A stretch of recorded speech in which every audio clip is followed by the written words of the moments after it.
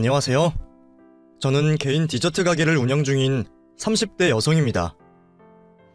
어릴 적에 우연히 파티시에가 나오는 한 드라마를 보고서 꿈을 가졌던 저는 혼자 온갖 고생을 하며 디저트 일을 배웠고, 그렇게 배운 이 일도 벌써 10수년째 하고 있네요. 사람들은 빵 쪼가리 만드는 게 뭐 그리 힘이 들까 하시겠지만, 아시는 분들은 이 일은 중노동만큼이나 힘든 일이라는 걸 아실 거예요.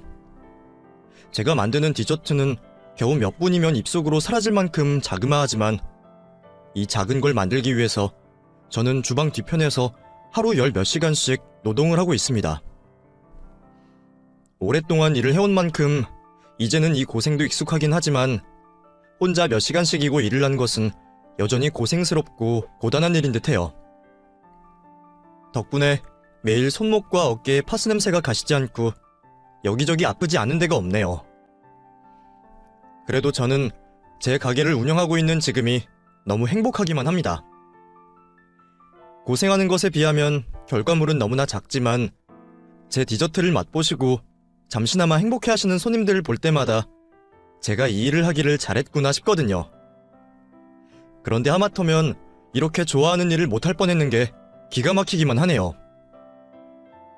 저는 어릴 적부터 일찍 꿈을 정한 편이었습니다.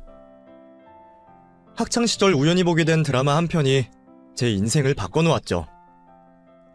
그 드라마 속 주인공은 예쁘지도 않고 날씬하지도 않았지만, 자기 일을 사랑하고 자신의 인생을 사랑하려고 노력하는 멋진 여성이었어요.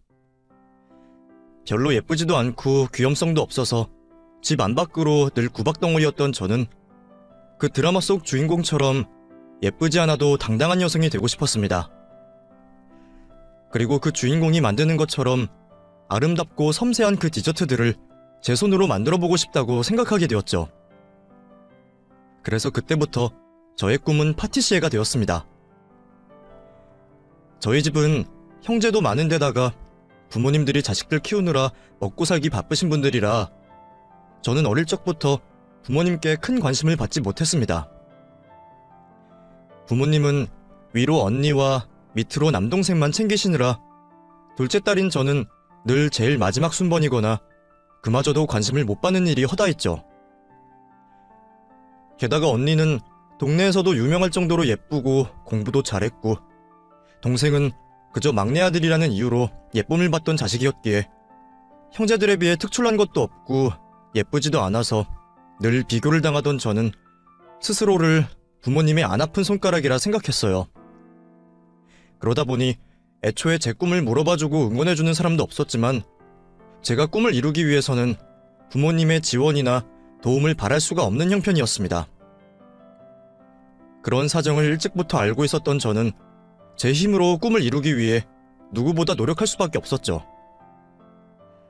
제가 보고 반했던 그 드라마 속 주인공은 세계에서 제일 유명한 프랑스 제과학교를 나왔고, 제 목표 역시 당연히 그곳이 되었습니다. 하지만 저의 꿈이 닿기에 프랑스는 너무 먼 곳이었습니다. 프랑스어는커녕 영어도 제대로 할 줄 모르는 제가 프랑스로 가겠다는 건 누구든지 비웃을 만한 허무한 소리에 불과했으니까요. 언어야 어떻게든 공부하고 익히면 된다고 하지만 결국 가장 중요한 것은 돈이었습니다. 입학이야 할 수 있지만 학비가 한두 푼이 아니고 유럽 물가에 생활비가 제일 걱정이었죠. 저희 부모님에게 그런 여유가 있지도 않았지만, 있다고 한들 제게 그런 돈을 덥석 내어주실 리도 없었습니다. 그래서 저는 고등학교 시절부터 실업계 고등학교 제과제빵을 배우면서 일찍 취업을 나가 돈을 벌기 시작했어요. 저희 학교는 업체들과 연계해서 2학년 때부터 실습처럼 취업 연계를 해주었거든요. 그래서 저는 빵 공장을 다니며 돈을 모았습니다. 그리고 그때 제가 처음으로 세상의 쓴맛을 봤던 것 같네요. 빵 만드는 게 힘들다는 건 저도 알고 있었지만, 그래도 아직 어린 학생이라 조금 봐주지 않을까 했는데 세상은 그리 호락호락하지 않더라고요. 정신없이 일을 하는데도 납기를 못 맞춘다며 혼이 났고 윽박지르고, 그렇게 고생을 해봤자 최저시급에 못 미치는 얼마 안 되는 월급을 받았어요. 고생에 비해 너무 작은 돈이라 허탈하기도 했지만 그때 제게는 그 돈이 무엇보다 소중한 돈이었습니다. 이 돈을 차곡차곡 모아서 홀로 유학을 떠날 생각에 저는 밤이면 프랑스어를 공부하고 낮에는 일을 하며 고등학교 시절을 보냈어요. 그렇게 고생했는데도 불구하고 유학 비용을 마련하기까지는 더 오랜 시간이 걸렸지만 저는 몇 년이 걸려서 제 노력으로 유학을 갈 수 있었습니다. 그렇게 저는 프랑스에서 무사히 공부를 마치고 돌아왔고 그 후 저는 한국에 있는 고급 호텔에서 일을 할 기회를 얻게 되었습니다. 그래봤자 이제 겨우 경력을 쌓은 막내 직원이었지만 저는 저보다 경험이 많은 선배들을 보며 많은 배움을 얻고 싶었어요. 저의 궁극적인 목표 역시 제 가게를 가지는 것이었기에 그곳에서 뭐라도 하나 더 배워서 나가겠다는 마음가짐으로 일을 할 수밖에 없었죠. 원래가 힘들기로 유명한 호텔 레스토랑이었기에 일은 결코 쉽지 않았습니다. 공장에서 일을 할 때는 몸이 힘들어 죽을 것 같았는데 여기는 몸도 몸이지만 정신적으로도 힘든 일이 많았거든요. 다들 잘하는 사람들만 모이기도 하고 호텔 레스토랑이 워낙 꼼꼼하고 실력이 받쳐줘야 하다 보니 작은 실수 하나에도 날선말을 들을 수밖에 없었죠. 그래서 저도 처음 호텔에 들어갔을 때는 거의 매일 욕을 먹고 혼이 나며 늘상 눈물바람으로 퇴근을 하곤 했었습니다.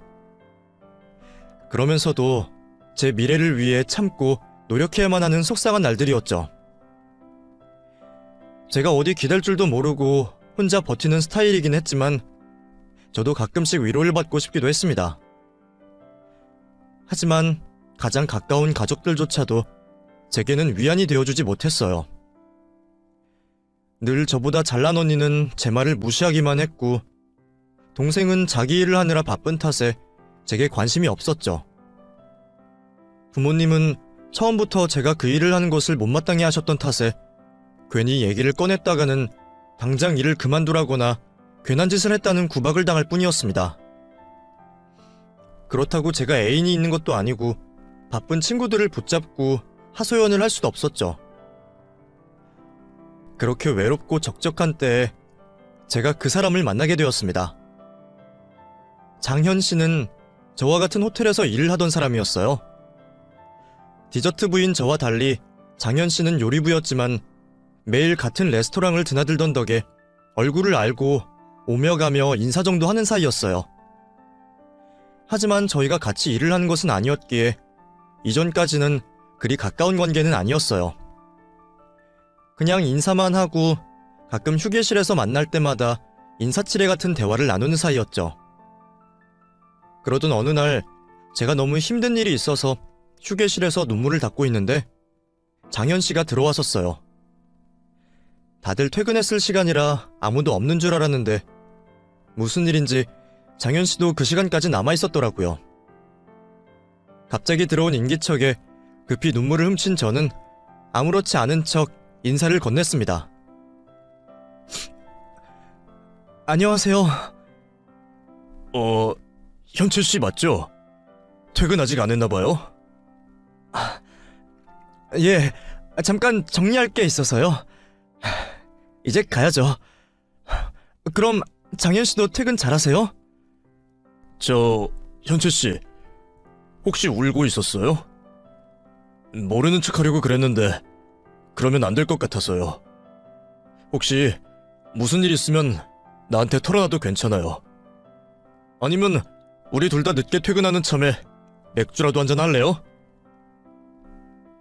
평소에 저였다면 괜한 자리가 부담스러워서 따라가지 않았을 텐데 그때 저는 무슨 생각인 건지 같이 맥주나 하자는 장현 씨를 따라 나서게 되었어요. 아마 그날은 저도 너무 힘들었던 탓에 누구라도 붙잡고 위로를 받고 싶었던 모양입니다. 그렇게 저희는 싸구려 맥주집에서 노가리를 두고 맥주를 마시게 되었고 그날 처음으로 긴 대화를 나눌 수 있었어요. 그래봤자 비밀스러운 개인사도 아니고 서로 충분히 알고 있는 호텔 일에 관한 이야기였지만 그런 대화를 나누는 것만으로 저는 조금이나마 장현 씨와 가까워진 기분이었습니다. 이전까지는 굳이 대화를 나눌 일도 없을 만큼 서먹한 사이였지만 나름 술자리를 함께 했던 사이라 그런지 저희는 부쩍 친해진 기분이었어요. 그게 저 혼자만의 생각은 아니었던 건지 장현 씨의 태도도 달라졌죠. 언젠가부터 멀리서도 일부러 제게 아는 체를 하고 종종 제가 일하는 자리까지 찾아와서 제게 사탕이나 비타민 음료 같은 간식들을 건네주고 가기도 했습니다. 보통의 여자라면 또래 남자의 그런 행동들이 자기를 좋아해서 하는 관심의 표현이라고 생각하겠지만 그런 쪽과는 거리가 멀었던 저로서는 괜한 착각에 빠질 수가 없었습니다. 잘못 생각했다가는 괜히 김칫국만 마시고 엄한 사람에게 기대를 거는 바보 같은 행동이 될 수 있었을 테니까요. 그래서 저는 장현 씨와 제 사이를 전혀 이성적으로 생각하지 않았었죠. 제가 그렇게 생각하는 사이에도 장현 씨는 제게 점점 더 다가오고 가까워지려 하는 듯 했습니다. 이제는 별일이 없는데도 같이 술을 마시자고 하거나 일부러 저한테만 비싼 커피를 사다 주고 가기도 하더라고요. 그럴수록 저는 괜한 기대를 하지 않기 위해 장현 씨와 더욱 거리를 둘 수밖에 없었습니다. 그렇게 일부러 거리를 두던 제게 장현 씨가 어느 날 화를 낸 거였죠. 현철 씨는 내가 그렇게 싫어요? 사람이 이렇게까지 표현을 하는데 어떻게 끝까지 모른 척할 수 있어요? 알고 보니 장현 씨는 정말로 저와 가까워지고 있다고 생각했답니다. 제게 잘해주고 관심을 가졌던 게 정말로 이성 간의 관심 때문이었다는 거예요. 태어나서 여태까지 평생 남자에게 고백을 받아본 적이 없었던 저로서는 그런 장현 씨의 말이 이상하게 들리기만 했습니다.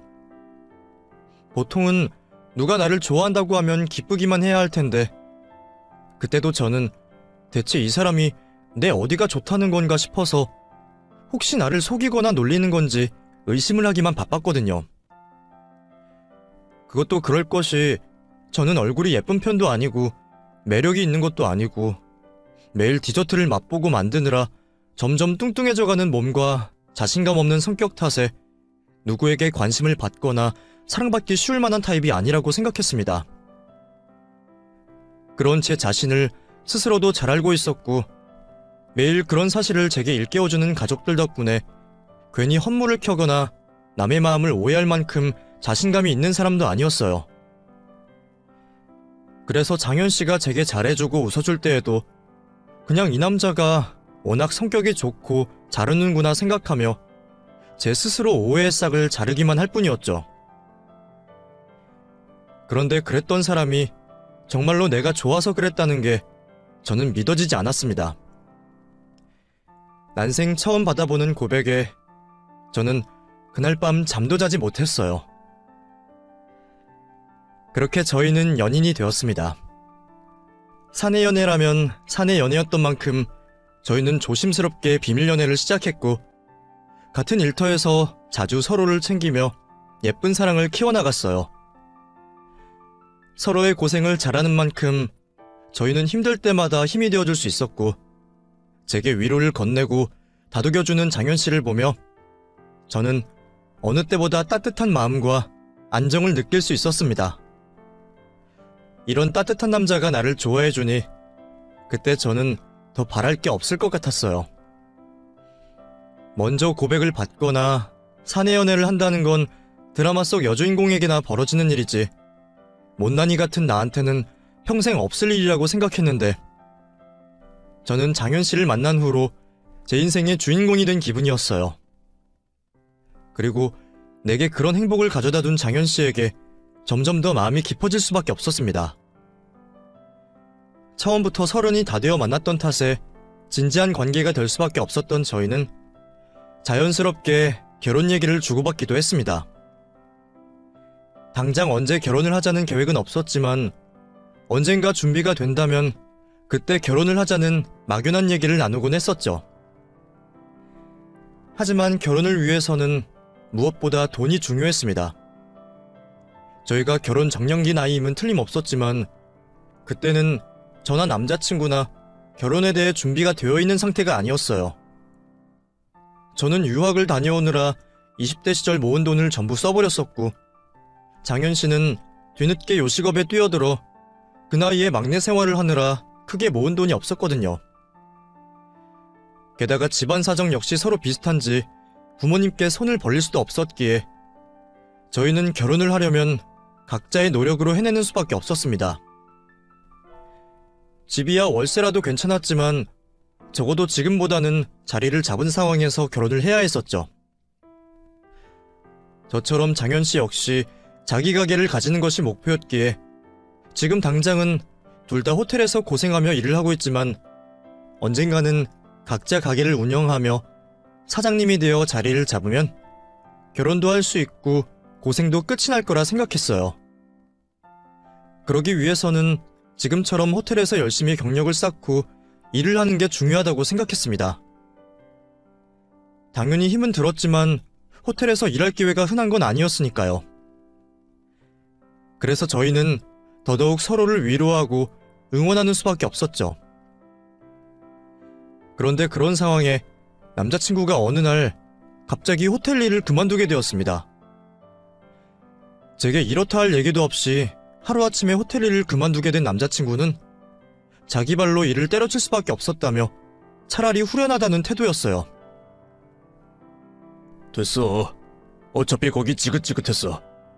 매번 요리는 제대로 가르쳐주지도 않고 막일만 시키는데 그런 데서 언제 경력을 쌓고 요리를 배우겠어. 그거야 어딜 가든 밑바닥부터 배우는 거지. 그렇다고 이렇게 갑자기 그만두면 어떡해. 그 자리가 얼마나 좋은 자리인데. 그렇다고 사람이 어떻게 매번 참아.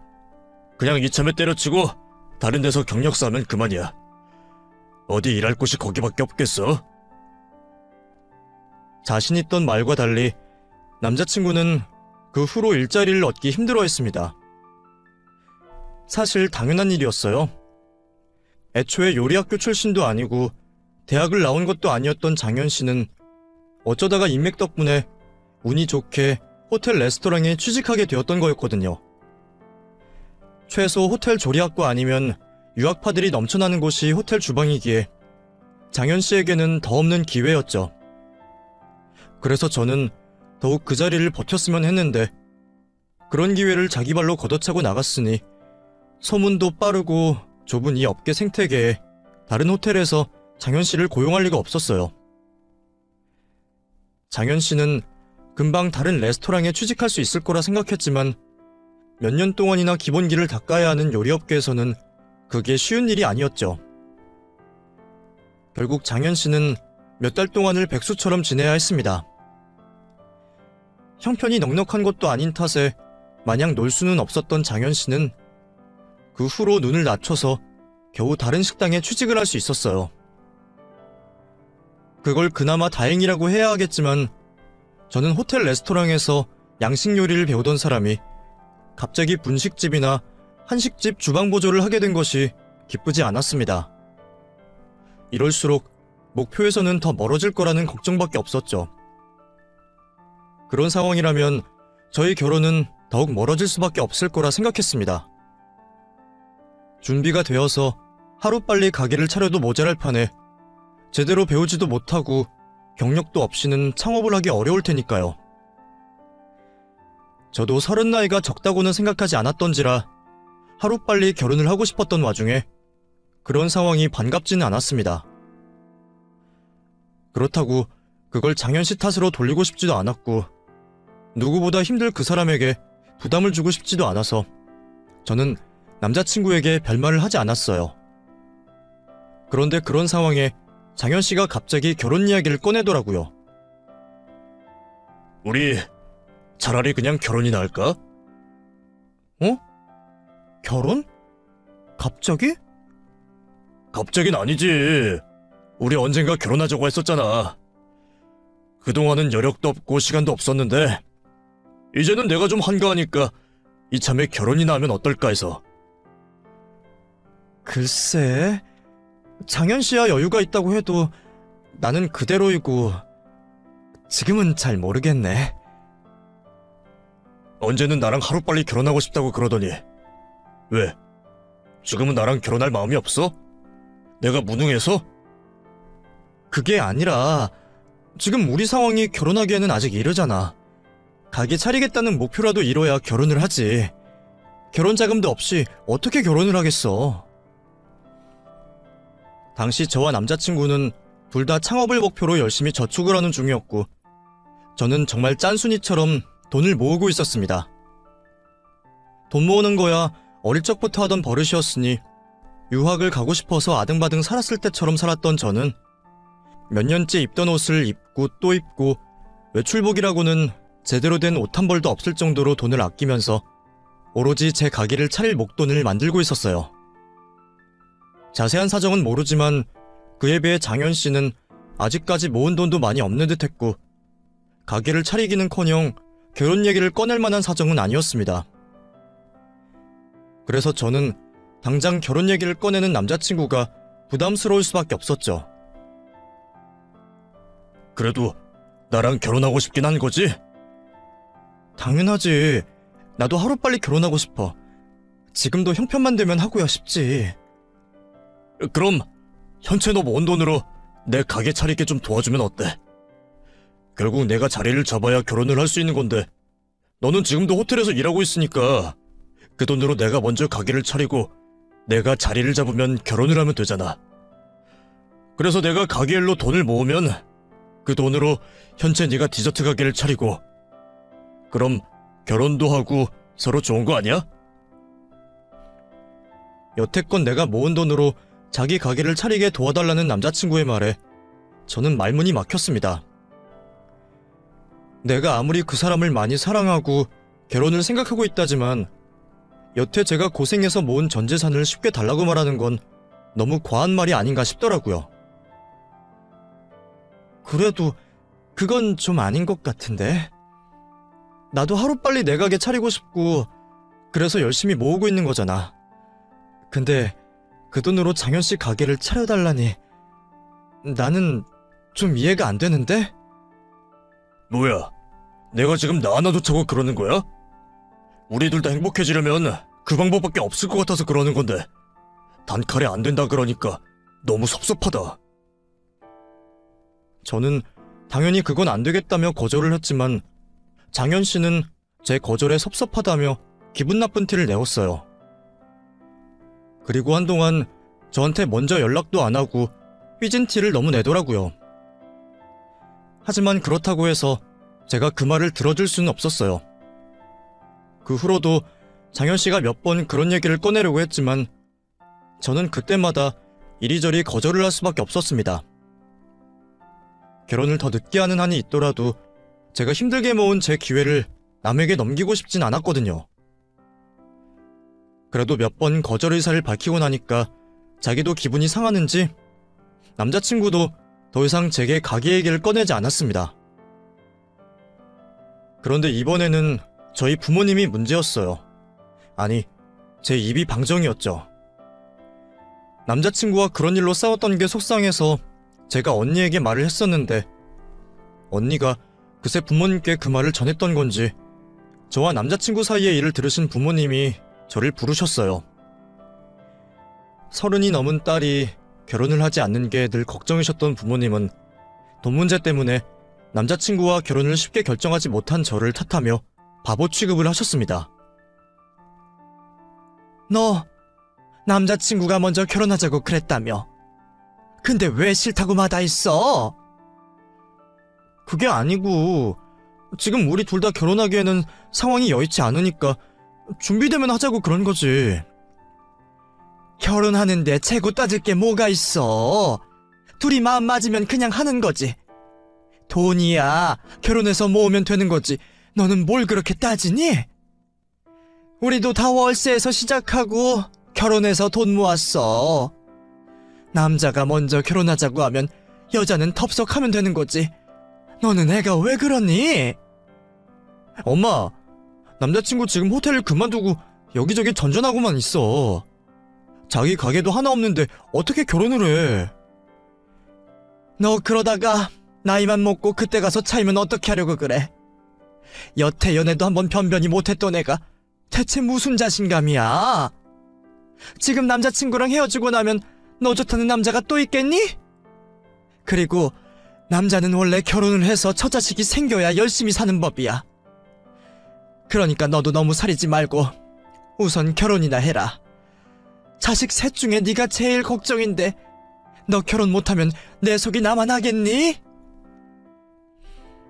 부모님은 언니와 달리 연애도 제대로 못해본 제가 노처녀로 늙을까 걱정이셨는지 지금 만나는 남자친구와 하루빨리 결혼을 하기를 바라셨어요.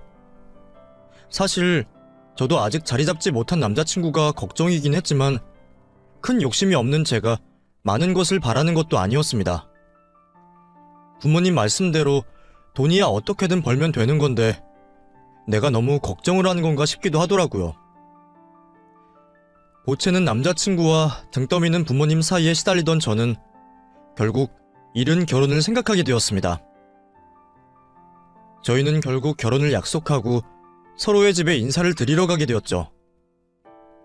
저희 집에서야 저를 좋다고 해주는 사람이면 반대하실 생각도 없으셨기에 제가 먼저 예비시댁에 인사를 드리러 가기로 했습니다. 처음으로 인사를 드리는 상황이었던 탓에 저는 무척이나 떨릴 수밖에 없었죠. 그 집에 찾아가기 전까지 남자친구의 집안 사정은 대충만 알고 있었습니다. 남자친구는 어릴 적 부모님이 이혼을 하시고 어머니와 단둘이 살다가 어머니가 재혼을 하시면서 새아버지가 생겼다고 했었어요. 그리고 새아버지와 어머니 사이에서 낳은 남동생이 하나 있다고 들었습니다. 그 후 새아버지가 일찍 돌아가시면서 남자친구와 어머니 그리고 이부 동생까지 세 식구가 한 집에서 지내고 있다고 들었죠. 그래서 집안 가장으로 지내느라 모은 돈이 많지 않은 걸로 알고 있었어요. 그런 대강의 사정은 알고 있었지만 남자친구는 더 이상 얘기를 하지 않았었고 제가 들은 건 그게 전부였습니다. 결혼까지 생각한 사이에 집안 얘기를 너무 몰랐나 싶기도 했지만 재혼 가정의 이부 동생이라는 얘기 때문에 괜히 껄끄러울까 싶었던 저는 남자친구에게 먼저 사정을 묻지 못했습니다. 사실 저도 위아래로 형제가 있지만 얘기를 할 만큼 가까운 사이가 아니라 남자친구에게 가족 얘기를 자주 하지 않았거든요. 그래서 저는 그 정도의 정보만 가지고 예비시댁에 인사를 드리러 갔습니다. 그래서인지 저는 시어머니 성향이 어떠신지 집안 분위기가 어떤지도 전혀 몰랐고 첫 만남에 저를 싫어하시며 결혼을 반대하시는 시어머니를 보며 당황스러울 수밖에 없었어요. 창현이가 사진을 안 보여주길래 뭐 얼마나 박색인가 했더니 얼굴은 그렇다 쳐도 몸이 너무한 거 아니냐? 빵 만드는 일 한다 그러더니 만든 빵을 지가 다 먹는 건지 뚱뚱해도 너무 뚱뚱하네. 이렇게 뚱뚱해서야 여자 구실이나 제대로 하겠어? 엄마, 아무리 그래도 무슨 말을 그렇게 해. 현채도 나름 귀여운데. 아니, 창현이 네가 눈이 낮은 건 알았지만 이 정도일 줄은 몰랐지. 네가 너무 말을 안 하길래 궁금해서 한번 데려라도 와보라고 했더니 이건 봐주지도 못할 정도 아니냐. 아무리 그래도 어떻게 며느리 될 애를 저렇게 뚱뚱한 애를 데려올 수가 있니? 예비 시어머니는 저를 처음 보시자마자 얼굴을 찌푸리시더니 그날 처음 만난 저를 보며 모욕적인 언사를 거침없이 하셨습니다. 저도 제가 77 사이즈에 통통한 몸매라는 건 알고 있었지만 그게 그 정도로 욕을 먹을 일인 줄은 몰랐어요. 그것도 예비 시어머니에게 말이죠. 아무리 며느리 될 사람이 마음에 안 드셔도 그렇지 어떻게 면전에 대고 그렇게 말씀을 하실 수 있을까요? 남자친구도 너무하다 싶었는지 어머니를 말리려고 했지만 어머니는 아들도 말릴 수 없을 정도로 저를 타박하고 제게 인신공격에 가까울 막말을 퍼부으셨습니다. 세상에, 너 정말 재주도 좋다. 우리 아들이 워낙 그런 걸 안 따진다고 하지만 그래도 어떻게 우리 아들을 꼬신 거냐? 들어보니 돈이 많거나 능력이 특출난 것도 아닌 것 같던데 우리 아들 옆에 서 있으니까 우리 아들보다 더 커 보이는구만. 요즘 아가씨들은 굶어가면서 다들 자기 관리를 하던데 너는 눈앞에 보이는 대로 먹는 거니? 그렇게 먹어대면은 식비는 누구더러 감당을 하라고. 이건 뭐 너무 뚱뚱해서 임신이나 제대로 할지도 모르겠구만. 자기 관리도 할 줄 모르고 뭐 하나 봐줄 게 없네. 이런 주제에 어디 결혼 허락을 받으러 왔어? 나는 너 받아줄 생각 없으니까 그냥 돌아가라. 결국 그날 저는 예비 시어머니의 막말에 쫓겨나듯 그 집을 나와야만 했습니다. 그래서 제대로 자리에 앉아보지도 못하고 남자친구의 동생도 보지 못하고 나왔죠. 그런 자기 어머니를 제대로 말리지도 못했던 남자친구는 서둘러 저를 쫓아나왔지만 쫓아나와서도 제게 위로를 해주지도 못했습니다. 엄마가 원래 이런 분이 아니신데 오늘 왜 이러시지? 원래 우리 엄마가 되게 성격이 좋으시거든. 그래서 주변에 친구도 많고 사람 좋기로 유명하신데 오늘은 좀 화를 많이 내시네. 아무래도 엄마가 며느리 욕심이 많으셔서 그러신 것 같아. 현채, 네가 이해 좀 해라. 누가 들어도 시어머니의 막말이 문제였는데도 차마 자기 어머니를 욕하지는 못하겠는지 남자친구는 자기 어머니를 감싸고만 있었어요. 그런 남자친구에게 섭섭하고 속이 상하면서도 저도 바보같이 제 탓을 하고 있었습니다. 아니야, 내가 자기 관리를 못한 건 맞지 뭐. 아무리 이런 일 한다고 해도 자기 관리를 했어야 하는데 힘들고 피곤하다고 운동도 제대로 못한 내 탓이지 뭐. 어머니가 화내실 만해. 그래, 현채 네가 이해를 좀 해줘. 그나저나 엄마 마음을 어떻게 돌려야 할지 걱정이네. 그래도 나는 너랑 꼭 결혼할 거 알지? 엄마는 내가 설득해볼 테니까 조금만 기다려줘. 남자친구는 자기가 어떻게든 어머니를 설득해볼 거라며 저를 안심시켰고 저는 그 말을 철석같이 믿으며 아쉬운 발걸음을 돌아설 수밖에 없었습니다. 지금 생각하면 그렇게 멍청한 짓이 없지만 당시에 저는 뚱뚱하다며 어머니도 싫어하시는 저와 결혼을 하겠다는 남자친구에게 고맙기만 했습니다. 제정신이 바뀌었더라면 나한테 그런 소리를 한 집에 시집을 갈 생각을 해서는 안 됐는데 말이죠. 하지만 그때는 제 스스로 자존감이 낮아서 그런지 남자친구가 제 평생의 사랑인 줄만 알았고 나를 사랑해주는 남자친구에게 고맙기만 했었어요. 그 후로 시댁에서 좋은 소식을 기다리던 저는 애가 닳는 것 같았습니다. 정말 제가 뚱뚱해서 싫으신 건지 반대하시는 다른 이유가 있는 건지 모르겠지만 뚱뚱하다며 결혼 반대를 당한 이유로 저는 밥도 제대로 먹지 못하고 강제로 다이어트를 할 수밖에 없었습니다. 그때는 그렇게 그 사람과 결혼을 하고 싶었던 건지 바닥난 자존심에도 저는 예비 시댁에서 좋은 소식이 들려오기만을 기다리고 있었죠. 다행히 남자친구의 설득이 통한 건지 몰라도 한 달 만에 결혼 허락을 맡으러 다시 오라던 시어머니 덕분에 저는 또 한 번 예비 시댁을 방문하게 되었습니다. 어머니, 저 왔어요. 그래. 우리 한 달 만이지? 어서 들어와 봐라. 그날과 달리 저를 반겨주시는 듯한 시어머니의 태도에 저도 긴장된 마음을 조금은 풀 수 있었습니다. 결혼 허락을 받으러 오라고 하시더니 이번에는 정말 허락해 주실 건지 유한 태도에 저도 마음이 놓이더라고요. 그래, 잘 왔다. 내가 저번에는 너한테 너무 모질게 한 것 같아서 말이야.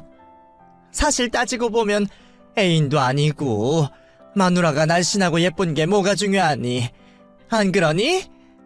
그래서 내가 마음을 바꿨다. 그리고 이제는 오히려 네가 체격이 좋아서 다행이다 싶네. 너희 시동생이랑 인사해야지? 이리 들어와 봐라. 제가 시댁에 도착하자마자 어머니는 제게 시동생을 소개하겠다며 저를 안방으로 데려가셨고 영문도 모른 채 예비 시댁 안방문을 열었던 저는 그 안에서 깜짝 놀랄 일을 마주할 수밖에 없었습니다. 자, 여기 너희 시동생이야. 얘가 덩치는 이렇게 큰데 석은 아기예요. 지능이 7살 정도밖에 안 되거든. 그래서 속이 얼마나 여린지 몰라. 자, 인사해야지. 남자친구가 제게 자세히 설명하지 않았던 시동생은 지능이 7살 정도밖에 되지 않는 정신지체 장애인이었어요.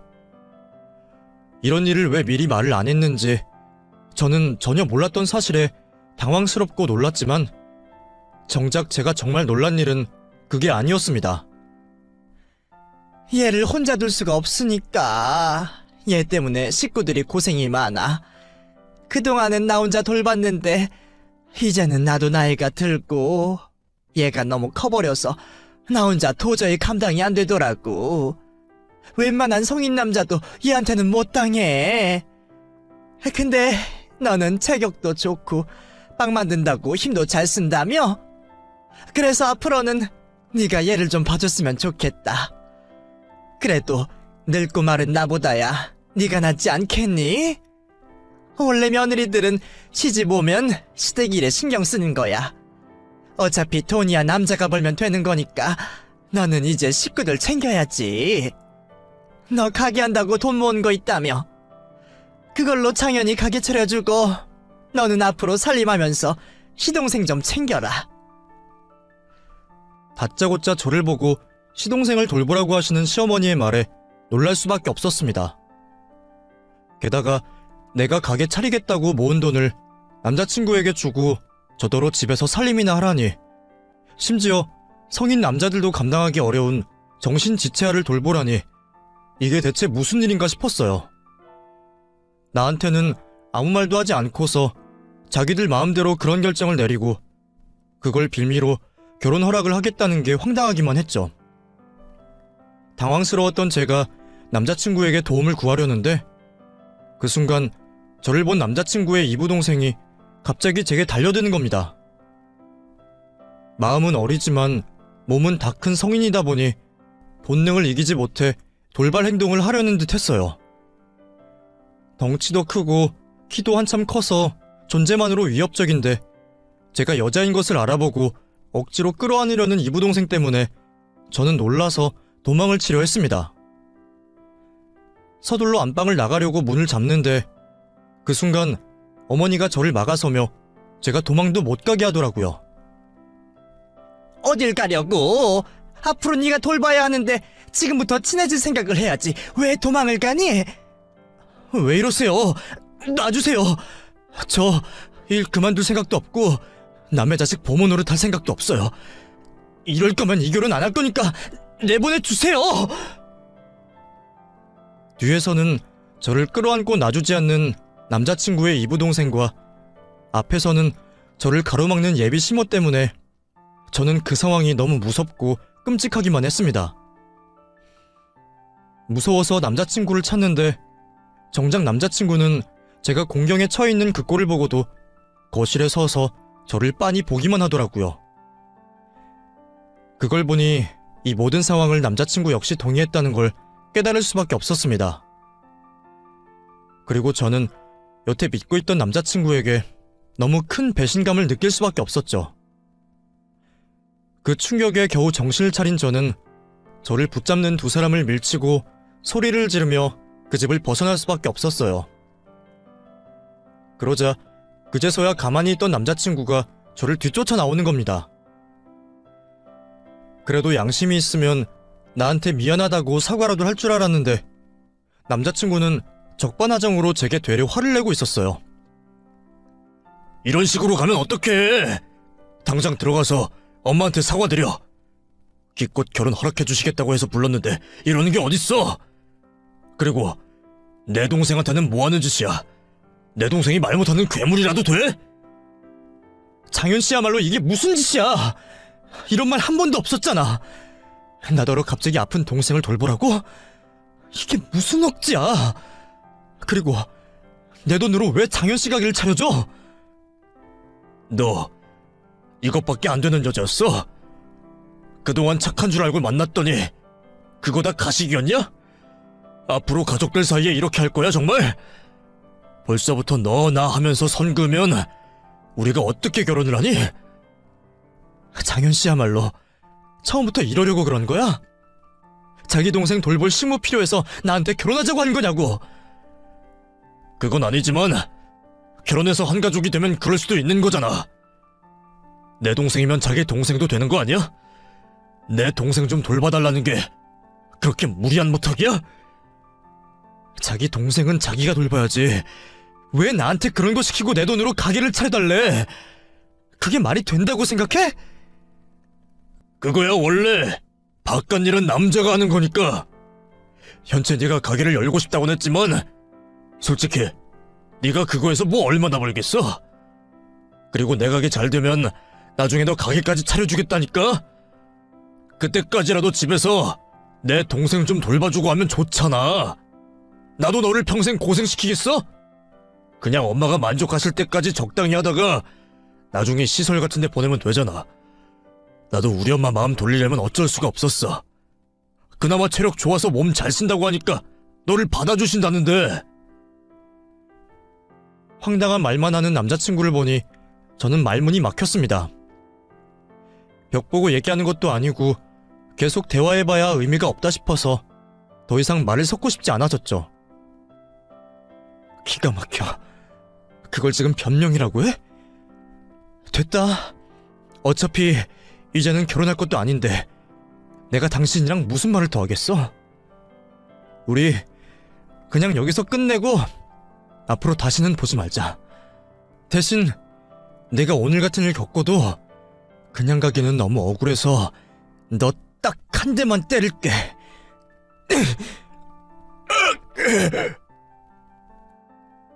저는 그놈의 정강이를 있는 힘껏 세게 걷어차버리고 파혼을 얘기했습니다.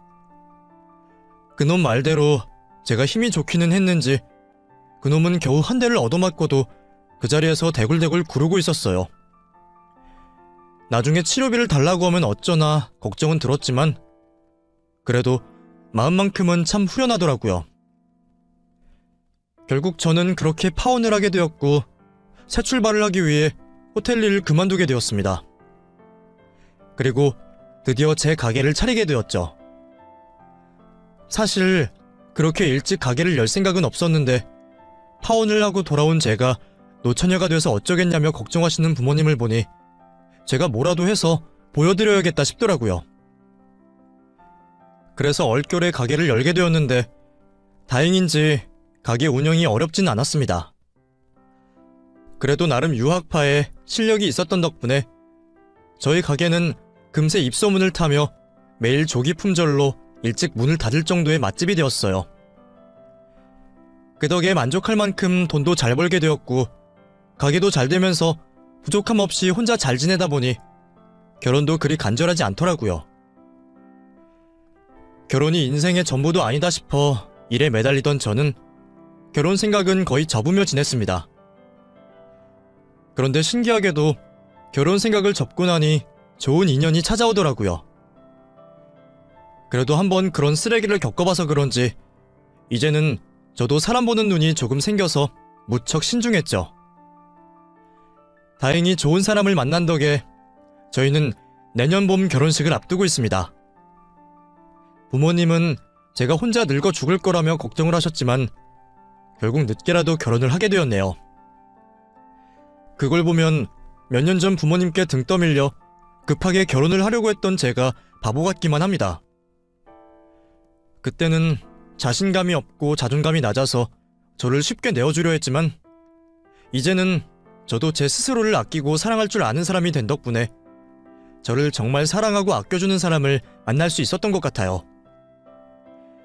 제 스스로가 저를 사랑해야 남들도 나를 사랑할 수 있다는 사실을 이제야 깨달은 것 같습니다. 덕분에 앞으로도 서로를 아껴주면서 살아갈 수 있을 것 같네요. 그럼 여러분들도 제 새 출발을 응원해 주시기를 바라며 제 이야기를 마치겠습니다. 감사합니다.